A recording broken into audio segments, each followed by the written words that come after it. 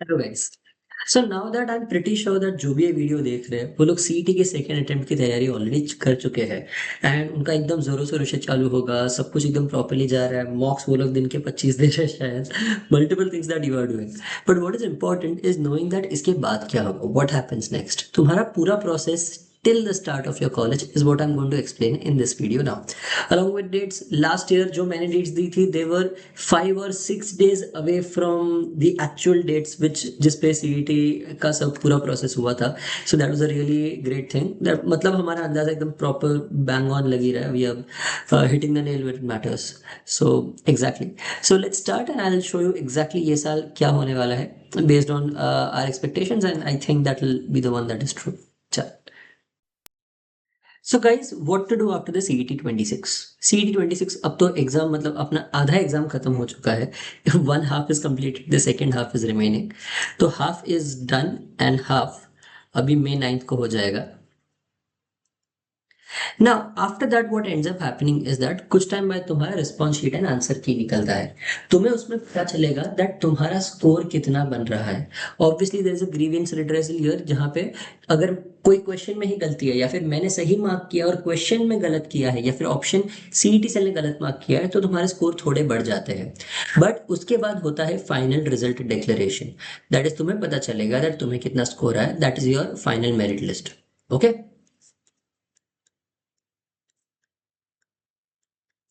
उसके बाद क्या होता है, now the CAP registration starts.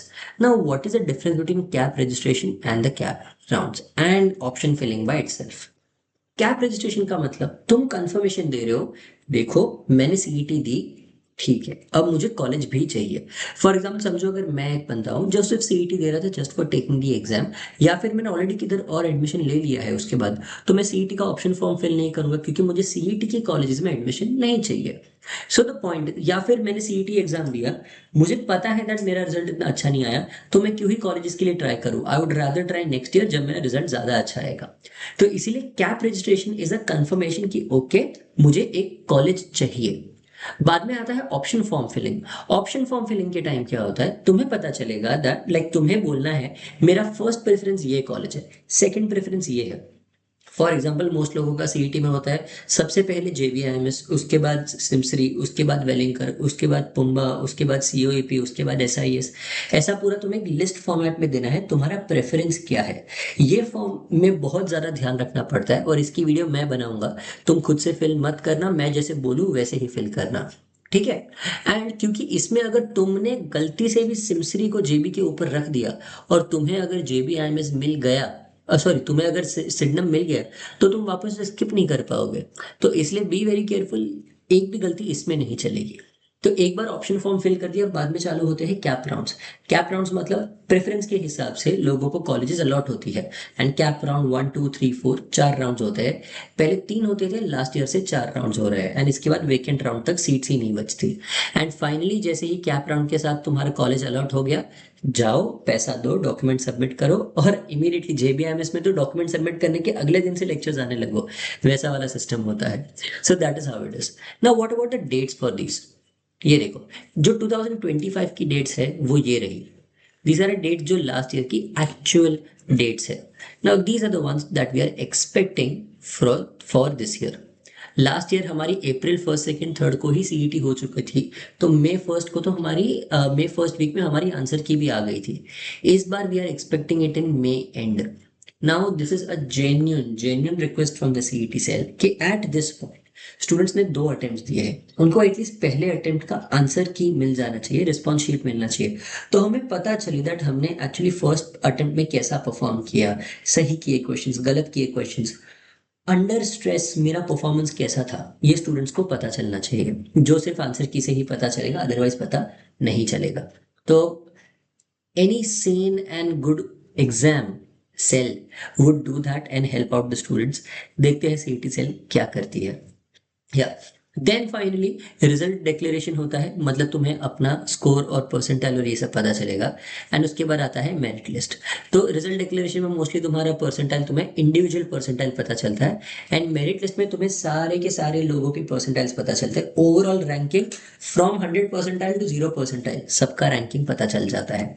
इसके कुछ दिन बाद होगा कैप रजिस्ट्रेशन, जुलाई के आजू बाजू। इफ यू रियलाइज सारे के सारे इनसे थोड़े लेट हो रहे हैं, बिकॉज एक इस बार एक नहीं 2 बार सीईटी कंडक्ट हो रही है। तो मैंने अप्रोक्सीमेटली 10 से 8 दिन जितना फर्क रखा है कि 10 लास्ट ईयर से 10 से 8 दिन लेट होगा। This year I am little hopeful because CET has conducted everything till now very well. उन्होंने काफी सलीके से सब कुछ प्रॉपरली स्ट्रक्चर किया है, the way that any standard exam is expected to do. ऐसा नहीं कि उन्होंने बहुत ग्रेट काम कर दिया, यही इसी चीज के वो पैसे चार्ज कर रहे हैं। तो उन्होंने जिस चीज के पैसे चार्ज किए वही चीज वो कर रहे हैं, थोड़ा बहुत प्रॉपरली, थोड़ा बहुत पूरा नहीं। ना फाइनल मेरिट लिस्ट आता है। Final merit provisional merit list से बाद में होता है एक ग्रीवियंस पीरियड। तुम बोल सकते हो अरे नहीं मेरा परसेंटाइल इतना है, यहाँ गलत परसेंटाइल दिखाया है, या फिर अरे मेरी रैंक तो इसके ऊपर होनी चाहिए, मेरी रैंक इसके नीचे है, अरे मेरा 12th का स्कोर या 13th का स्कोर मेरा गलत दिया है। तो ये सारी चीजें तुम्हें ध्यान रखनी पड़ती है प्रोविजनल मेरिट लिस्ट और फाइनल मेरिट लिस्ट में ना। ऑप्शन फॉर्म फिलिंग, एक बार फाइनल मेरिट लिस्ट आ गया उसके कुछ दिन बाद ऑप्शन फॉर्म तुम फिल करोगे, जैसा मैंने एक्सप्लेन किया कि तुम बताओगे मेरी first preference second preference college क्या है। एंड फाइनली कैप राउंड्स 4 होंगे। जेबीआईएमएस की जो कॉलेज है वो 18th से चालू हो जाएगी, 18 अगस्त से, क्योंकि जेबीआईएमएस फर्स्ट राउंड के इमीडिएटली बाद ही चालू हो जाता है। SIMSREE will start from September 5th and बाकी सारी कॉलेजेस कैप राउंड 4 के बाद स्टार्ट होगी, मतलब September 13 से। ठीक है, दीज आर डेट्स जिस हिसाब से तुम्हारा पूरा सीईटी का प्रोसेस चलेगा। तुम्हारी सितंबर मिड में कॉलेज चालू हो जाएगी। इनफैक्ट सितंबर मिड में जेबीआईएमएस को ऑलरेडी प्लेसमेंट्स के तो इंटरव्यू पीपीटीज और ये सब भी चालू हो जाते हैं। तो it's a very fast paced process. I hope you guys have understood this. And अगर तुम्हें इसमें सेकेंड अटेम्प्ट के लिए हेल्प की ज़रूरत है then guys we have our courses. Literally तुम्हें जो भी सारी मेथड्स, जो भी सारी ट्रिक्स समझनी है, प्लस तुम्हें advance mocks, plus counselling from me, ये सब कुछ अगर तुम्हें चाहिए, we are giving it at an absolutely unbelievable fees. Like इतनी फीस में I am pretty sure that nobody is giving good quality. कुछ लोग हैं जो बहुत सस्ता दे रहे हैं but the quality is crap. And now you guys know what to select this. तुमने अपना रिसर्च किया है, तुम्हें सब पता है। एंड तुम लोगों को पता होना चाहिए, बीइंग एक्सट्रीमली श्योर दैट इस बार के कट ऑफ्स बढ़ने वाले हैं। ये लास्ट ईयर के कट ऑफ्स है, इसके बेसिस पे बिकॉज 2 बार सीईटी हो रही है कट ऑफ्स थोड़े और ऊपर जाएंगे। These are the cut offs for last year where JBIMS ended at 99.94 percentile. So you have to be very very careful that this is not somewhere जहाँ पे तुम अब मस्ती कर सकते हो। अगर कहीं भी तुम्हें कहीं भी लग रहा है you need help, please reach out to crack every test, will help you out in the best way possible.